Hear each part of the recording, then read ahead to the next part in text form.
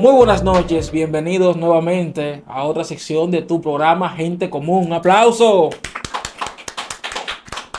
Como de costumbre, llevo ya 3 programas, creo que diciéndole a la gente que se suscriba, que le dé me gusta, que comparte el video para que llegue a más personas, ya que nosotros impartimos un contenido geopolítico, política internacional, más que todo, claro, tenemos temas locales desde República Dominicana, pero nuestro contenido es más que todo hacia el exterior. Hablamos ya de Venezuela, que seguiremos atacando al dictador Nicolás Maduro, que no se nos va a escapar, claro que no. Entonces también hicimos la semana pasada un recuento de lo que es el contexto, el sí, contexto actual. geopolítico actual, Sí. 2024, los Hablamos últimos de 10 años. Ucrania, Ucrania y Rusia. Ucrania, Rusia, sí. Hablamos del contexto de Estados Unidos, que tiene sus propios problemas con las elecciones allá.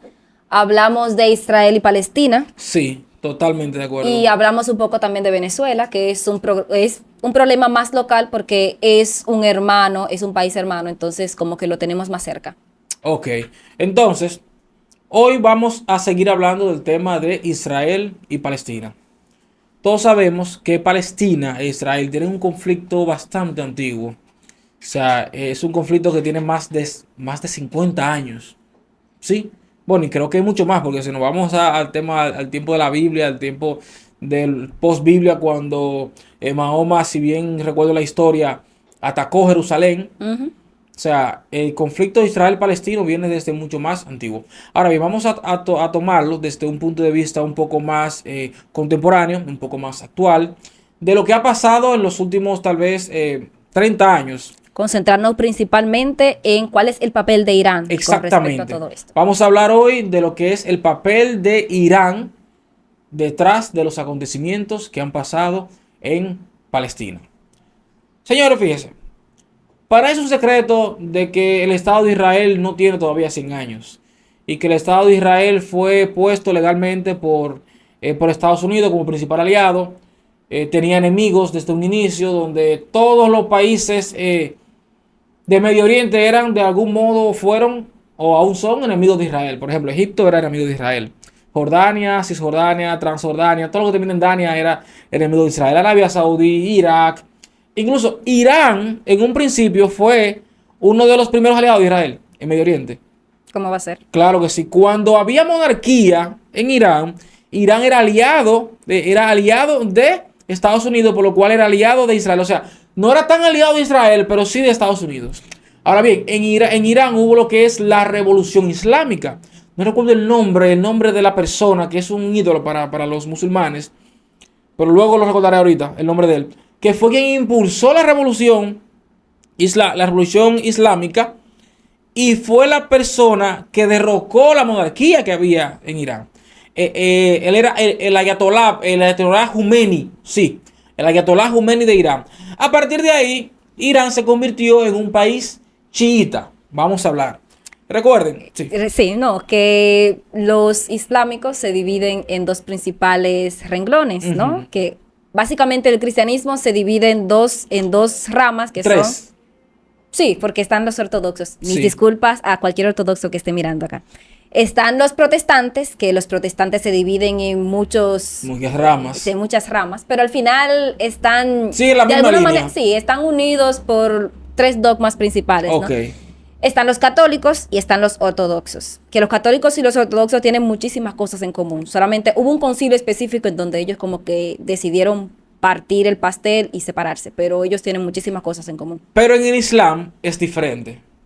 Mire, un cristiano, ya sea católico, católico, ortodoxo o protestante, en la edad, o sea, en los tiempos contemporáneos, o sea, de ahora, si tiene una discusión con uno de sus congéneres, ya sea un católico contra un cristiano, Es una discusión tipo teológica, tipo exactamente, debate. no sucede así en Medio Oriente. Aunque sucedió así con los protestantes y los católicos con la guerra de los 30 años. Sí, pero Bueno, eso fue hace mucho. Por eso dije, Sí, en contexto contemporáneo. o sea, antes era otra cosa, pero ahora en Medio Oriente, literalmente Medio Oriente está dividido a nivel religioso en dos grandes grupos, que son los islámicos, que todos creen en Alá, como profeta principal Mahoma, segundo profeta Jesús, creen en Moisés, creen muchísimas cosas que creen, incluso creen en el diablo ellos, creen en el diablo.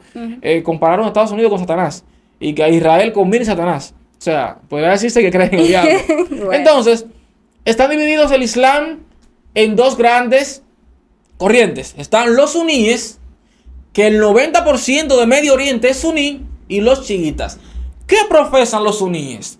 Bueno, los suníes son la línea más sensata del Islam. Más pacífica. Más pacífica. Por ejemplo, diría que una persona un poco extremista de Medio Oriente, pero que se consideraría suní, él no sería tan radical.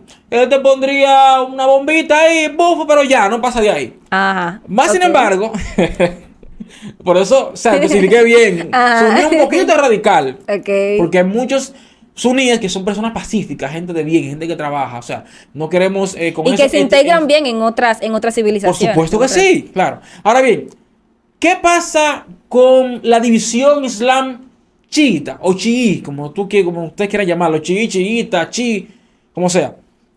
Que ellos son más radicales. Ellos son lo que llamaríamos, si fuera hablando de política, de ideología, sería izquierda-derecha, ellos serían ultraconservadores. Lo que se llamaría extrema derecha, ellos son ultraconservadores. Quiere decir que están arraigados a su religión a tal punto que literalmente dan su vida y la de otros. Pero ultraconservador de verdad. Sí. No ultraconservador de los medios, que alguien por decir, no, porque el hombre es hombre y mujer es mujer. Ultraconservador. No. Ellos son radicales. Son ultraconservador de verdad. No es la clásica persona que dicen que Elon Musk es ultraconservador. No, Elon Musk no es ultraconservador. Entonces, ¿qué pasa? Los chiíes normalmente tienden a ser agresivos. Son personas que muchos de ellos, o sea, no voy a decir todos porque nunca hay un completo, siempre hay partes. Nunca hay una hegemonía al 100%. Exactamente. Entonces, cuando se trata de religión, también la hegemonía es un poquito también ambivalente. Un grupo más radical que otros son ultra, mega radical, otros son solo radical. Entonces, ¿qué pasa? ¿Por qué hablamos de los chiíes? Porque los chiíes ahora mismo, que el Irán, que su principal ideología islámica es el chií, ellos están en contra totalmente de Israel. Incluso Arabia Saudí e Irán son enemigos a muerte. Porque Arabia Saudí son suní y los iraníes son chiitas. Pero no que todos están en contra de Israel. Bueno, Arabia Saudí odia a Israel, pero odia más a Irán. O sea, no sé si me explico. Pero Arabia Saudí quería, en vez de tener dos enemigos, quería tener un solo. Exactamente. Y ese fue uno de los principales inconvenientes. Exactamente. Y también ambos son partes del Golfo Pérsico. Hablando un poquito de contexto geopolítico, el Golfo Pérsico se encuentra en Medio Oriente. Comprenden, creo que son 9 países, si bien lo recuerdo. Creo que son más o menos. Vamos a verlo. Está el principal país, el país más poderoso en Medio Oriente, a nivel creo que territorial y económico, dentro de lo que se puede llamar poderoso en Medio Oriente, es Arabia Saudí. Entonces, Irán quiere quitarle el puesto, o sea, Irán quiere quedarse con la hegemonía, con la hegemonía del poder en Medio Oriente. Entonces, es una de las cosas por las cuales ellos están enemistados. Irak en un pasado era aliado, creo que era aliado de Israel con el tema de Saddam Hussein. Luego se rebeló contra todo el mundo. Y por eso, lamentable el caso, está en el Valhalla de Islam. No sé cómo se llama el cielo de ellos. Entonces, tenemos a Beirut. Beirut es un país más pequeño que Israel. Al lado de Beirut tenemos a Qatar, que Qatar, no sé si dice Qatar o Qatar, es uno de los países ahora mismo más influyentes del mundo entero. O sea, en la mayoría de los conflictos que han habido en los últimos 10 años, Qatar está involucrado ahí, porque ellos son diplomáticos. O sea, están en medio del fuego, pero son diplomáticos. También tenemos Emiratos Árabes Unidos. Emiratos, Emir, viene siendo como el jefe. O sea, es para que vayan entendiendo la geopolítica de Medio Oriente. Tenemos Arabia Saudí. Tenemos a Arabia Saudí que hace frontera con Emiratos Árabes Unidos. Arabia Saudí hace frontera con Irak. Hablamos de Irak. Irak es un país que tiene más de 10 años en una guerra civil. Y la mayoría de las cosas que pasan en Irak son culpa de Irán. Porque Irán tiene influencia en Irak. ¿Por qué influencia? Irán lo que hace es que financia a los grupos chiíes que están en Irak. Por lo cual, ¿sí? Sabes que los grupos chiíes, dijiste que son los menos, sin embargo, son los más radicales. Sí, por supuesto. Y 10%, pero radicalísimo. exacto. Entonces, no sé, ese radicalismo es como el que hace más ruido. Porque 10 rebeldes, o no rebeldes, 10 personas muy violentas hacen más ruido que 100 pacíficos. Por supuesto que sí. Entonces, básicamente, eso pasa mucho, por lo general. Un ejemplo, en el contexto ideológico, podríamos relacionarlo con, pues, el grupo feminista. Hay cierto grupo feminista que es el más radical. Y esos son los que tienen mayor voz, porque suelen ser también, curiosamente, más violentos. Exactamente. Vandalizan muchísimo. Sin embargo, hay otro grueso de personas que se dice feminista, y sin embargo son personas más pacíficas, pero esas personas no hacen tanto ruido como el grupo que rompe cosas. Exactamente. Entonces, los iraníes son ahora mismo uno de los principales enemigos de Estados Unidos. Uno de los, el principal enemigo de Israel. ¿Qué pasa? Tú dices, pero si Irán es tan enemigo de Israel, ¿por qué no se atacan directamente? Pues decirse eso. Una pregunta lógica y válida. Lo que pasa es que Irán e Israel no están cerca. Tienen, creo que 3 países por en medio.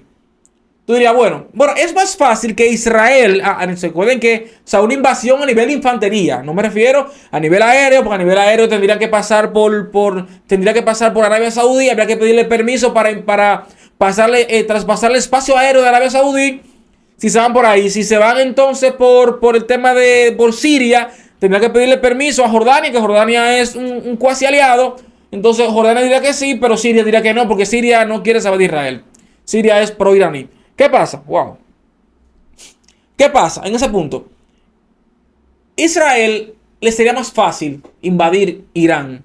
Pero son 1.600 kilómetros de distancia. Y tú llevar un ejército 1.600 kilómetros no es un cachú.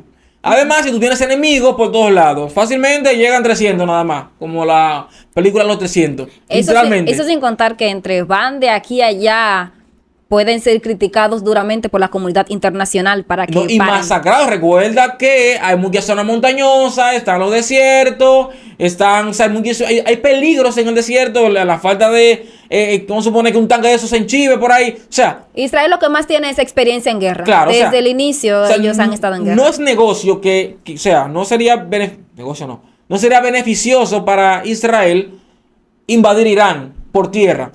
Dirían por aire, tampoco, porque los misiles que Israel podría tirar sobre Irán podría pasar como cuando Irán tiró misiles sobre Israel, que fueron interceptados en Jordania y fueron interceptados en Israel, donde Jordania e Israel se unieron, subieron casas arriba y bueno, o sea, casas, me refiero a aviones casa, y derribaron los misiles. Y bueno, Irán fue tan inteligente que yo creo que fue una táctica de ellos, que ellos dijeron, vamos a tirar misiles. Y tiran misiles, tiran unos cuantos ahí para que no digan que no hicieron nada.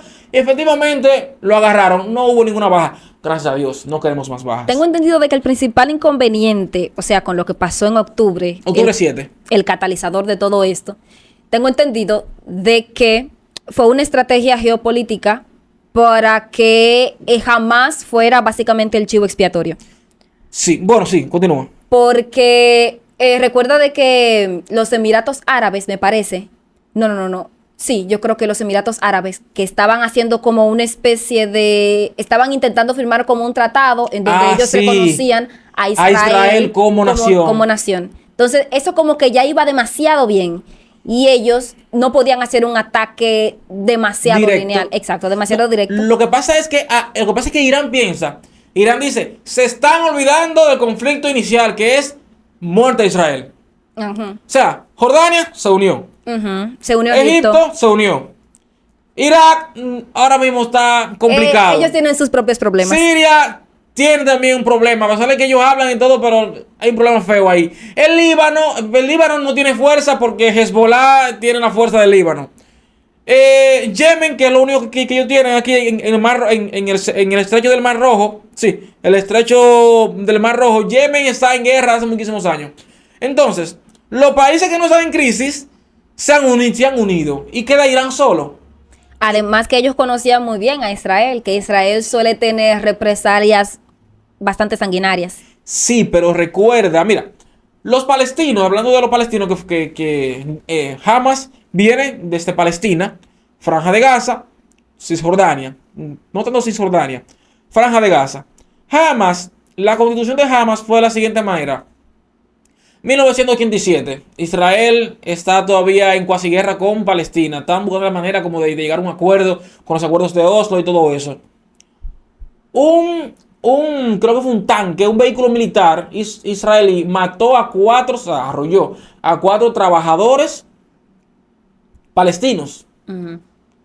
Eso fue como la gota que colmó el vaso. O sea, los palestinos se sentían oprimidos, pero ellos cuando vieron esa, o sea, según su visión, esa injusticia por parte de Israel, entonces se armó lo que fue la primera intifada o primera revuelta de Palestina hacia Israel. Ahí en bombazo, de todo eso. Entonces, a raíz de eso se crea Hamas. Hamas como parte de la resistencia contra Israel. También tiempo atrás se había creado la OLP, que es Organización para la Liberación de Palestina, que todavía está en funcionamiento. Ellos son la representación. Claro. Entonces, ¿qué pasa? En la segunda intifada fue aún peor.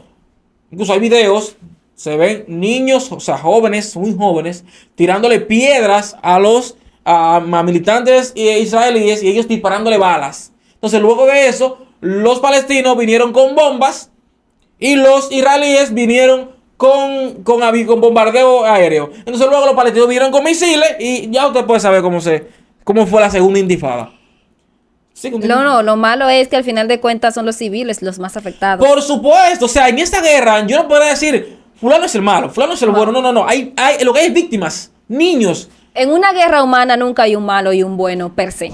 En ninguna, a pesar de que en algunas cosas podrían decir no, porque cierta ideología es más radical o cierta ideología es más peligrosa, pero al final de cuentas en la guerra per se, en las cosas que se hace para ganar la guerra, no hay en sí buenos o malos. No. Siempre hay uno que es peor. Sí. Al final es intereses. Hay ciertas ideologías que son peores que otras, pero no se podría encasillar en algo tan sencillo. Entonces, continuando con el tema de Israel e Irán.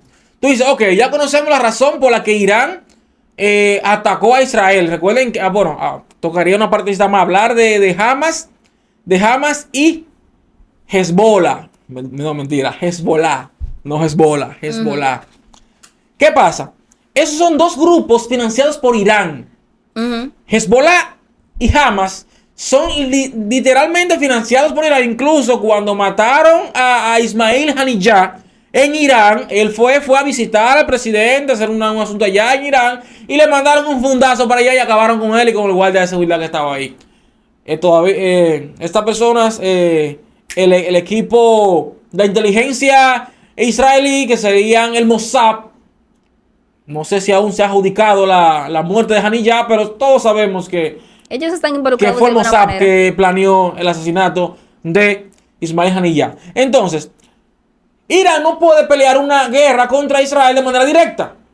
Irán lo que se ha dedicado es a suscitar a una guerra de proxies. O sea, yo contrato grupos, tengo en la frontera sur del Líbano, tengo a Hezbollah, tengo en la Franja de Gaza, tengo a Hamas, y en Yemen, para bloquearle el paso marítimo, tengo a los hutíes en Yemen. Ahí. Entonces, o sea, yo lo que hago es bloquear. Claro, no tengo Egipto porque Egipto ya hicieron, como dice, las paces con Israel, por lo cual esa parte no la tengo, pero tengo a Hezbollah, tengo a los hutíes y tengo a Hamas. O sea, tengo fuerza militar patrocinada.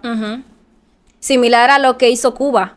Bueno, no Cuba apoyada por Rusia. No sé si en ese momento se llamaba la Unión Soviética en el tiempo de la Guerra Fría. Sí, Unión Soviética. Tengo entendido de que ellos fueron financiados y Cuba financiaba varias guerrillas en diversos lugares de Latinoamérica. Guerras de proxies. De hecho, aquí en República Dominicana fueron financiadas ciertos grupos de izquierda, de los que hay personas cercanas que cuentan cómo eran las cosas, en donde mandaban itinerario, mandaban bombas y mandaban cosas más pequeñas, pero de alguna manera fueron financiadas por una corriente de una izquierda un poco más radical. Entonces, eso es lo que lleva décadas Irán haciendo. Ahora bien, ¿por qué Israel? O sea, ¿cuál es la razón principal de que Israel ataque a Irán? Eso lo hablaremos en el próximo episodio. Pero antes de... No, dale. Pero, o sea, para que se queden con el cosa. ¿Por qué Israel ataca a Irán? Porque Israel nada más no se defiende. Israel a Irán le ha matado con muchos científicos, le ha mandado muchísimo... Bueno, atacó una base nuclear en Siria, le mató a Ismail Haniyeh en Irán, le ha matado como 4 o 5 científicos, le manda virus, le sabotea muchísimas cosas. Entonces tú dices, ¿por qué? ¿Por qué carajo Israel ataca tanto a Irán? Eso lo veremos en el próximo capítulo, pero antes de... ¿Sí? No, que al final de cuentas, con respecto a cuál era el objetivo, básicamente, de Irán. Si Irán en realidad cumplió su objetivo, porque su objetivo principal era que parar de alguna manera esas negociaciones de reconocimiento al Estado de Israel por toda esa zona, que la mayoría de los países ya estaban como reconociendo y Israel estaba ganando mucho mucho terreno, y ellos dicen, bueno, esto no puede ser. Así que pues iniciaron eso. Ahora, ellos pararon un reconocimiento hacia el Estado de Israel, pero los demás no se han retractado. Sí, pero pasa algo. Lo que pasa es que Irán lo que quiere es que el mundo occidental, o sea, hacer ver a Israel como el malo. Nosotros matamos, eso es verídico, pueden buscarlo. En el ataque 7 de octubre de 2023, Hamas ataca a Israel, mata exactamente 1.239 personas.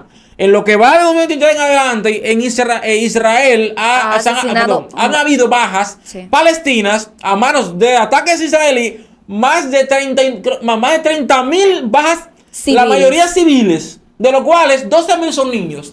O sea, el plan de Irán es tan macabro que ellos apuestan la vida de los civiles, financian a Hamas, que está en la franja de Gaza. La gente de Hamas está mezclada con los civiles. Cuando hay un ataque, ¿quiénes sufren? Los civiles, porque los civiles no saben defenderse. Mientras que los militantes sí se defienden, muchos de ellos no mueren. Entonces, el plan, la estrategia que ha estado usando después del ataque Irán contra Israel es la desacreditación. Y este caballero, Benjamín Netanyahu, honestamente, le ha quedado grande el puesto.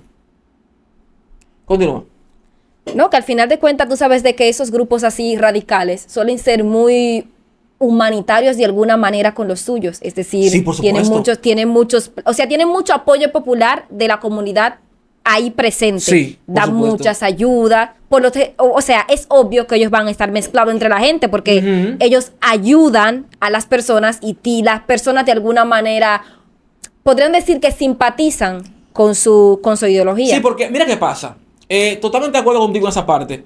Incluso las ayudas que le dan a Hamas, ellos también podrían ser un poquito comunistas. Ellos ayudan mucho a la gente de Gaza. Recuerde que Gaza está pasando por un problema ahora mismo donde Israel le ha bloqueado todo, le ha bloqueado el agua potable. Recuerden que en Occidente beber agua potable, bañarse es sencillo. En Medio Oriente no es así. En Medio Oriente hay sequías, donde allá el agua es difícil, donde allá la comida es difícil y más si te bloquean. Entonces, de hecho, la gran porción de las guerras que hubo durante la época en donde se ambienta la Biblia, ¿no? El Antiguo Testamento era por la llamada la media luna fértil, que era el lugar en donde había agua y se podía sembrar. Exactamente. Entonces, ¿qué pasa? Hamas, para los palestinos, para muchos, Hamas es un héroe. Para la gente de Gaza, Hamas es un héroe, donde las ayudas se las reparten entre todos. Pero esa ayuda va cargada de muchos problemas. Sí. Entonces, recordamos también que Israel invadió Cisjordania, ha habido muchísimos los bloqueos que le tiene. Entonces, hay un conflicto que, incluso hace unos días, creo que el ministro de Relaciones Exteriores de Estados Unidos, Blinken, no me acuerdo el nombre, pero su apellido es Blinken. Él está hablando con el primer ministro de Israel, Benjamín Netanyahu, y hay un posible acuerdo no de paz, de alto al fuego. Sí. Tú dices, wow, al fin una solución. Ay, Dios mío, por poco tiempo eso. Al fin una solución, al fin todo se va a arreglar. No es la primera vez que hay un acuerdo, que hay un alto al fuego. Sí, bien que mencionas Estados Unidos, porque Estados Unidos tiene una importante influencia judía. Y Estados Unidos per se, no importa si son demócratas o republicanos, no pueden posicionarse en contra de Israel. No. El lobby judío en Estados Unidos fuerte. Yo estaba viendo Muy cuáles, fuerte. yo estaba viendo cuáles eran como las propuestas. Sabemos de que Donald Trump se postula más en contra de los inmigrantes ilegales, bla, bla, bla, y el apoyo a Israel. Ajá. Kamala se concentra más, no, porque que la igualdad, que yo no sé qué, que los derechos reproductivos y el apoyo a Israel. Lo que Ahí pasa como que coinciden. que el lobby judío es muy grande. Se recuerda que los judíos tienen mucha influencia a nivel mundial. Principalmente en Israel. En Estados Unidos. Digo, en Estados Unidos, sí, perdón. Entonces, los judíos no se parcializan por republicanos o demócratas. Se parcializan por el que más apoya a Israel. Entonces, ellos tienen, incluso también Israel es una de las principales bases militares de Estados Unidos y Medio Oriente. O sea, que hay una relación estrecha entre ellos que antes no existía. Luego de que pasó un suceso ahí, ya ahora tiene una relación muy bien. Pero, dime. No. O sea, fíjense, es un tema tan amplio que vamos a ir tratándolo semana tras semana, porque hablar de Medio Oriente es hablar de un mundo, hablar de personas, hablar de pensamientos, hablar de religión, que ha afectado bastante esa zona de Medio Oriente. Entonces, solamente hoy hablamos de lo que ha hecho Irán, de lo que piensa Irán, de lo que sucede con Irán, y todavía no hemos hablado de lo que Israel ha hecho en per se, de las razones que tiene Israel para atacar a Irán, por qué ataca a Irán, qué es lo que pasa ahí, Estados Unidos cómo interviene, a quién le conviene que gane Israel, a quién le conviene que gane Irán. O sea, todo eso vamos a tratarlo en los siguientes capítulos. Recuerden, yo dije anteriormente, en el capítulo pasado dije, en el 2025, 2024, 2025, se van a definir los próximos 50 años probablemente. Porque lo que está pasando a nivel mundial después de lo que pasó en el 2019-2020, con el tema de la pandemia, han habido sucesos impactantes, Es como si todos los países de buenas a primeras se les ocurriera todo lavar la ropa al mismo tiempo. Todo a la vez. Todo a la vez. Todo el mundo ha sacado su artillería. Ha sacado la artillería a Rusia. Ucrania ha sacado su artillería. Sí. Ha sacado la artillería en Venezuela para mal, lamentablemente. Que Ucrania ya está invadiendo Rusia. También vamos a hablar de eso. Sí. O sea, Ucrania era la víctima. Ahora Ucrania está atacando. Pero bueno, hablaremos de eso en otro momento. Señores, esto fue una sesión de Gente Común. Un aplauso.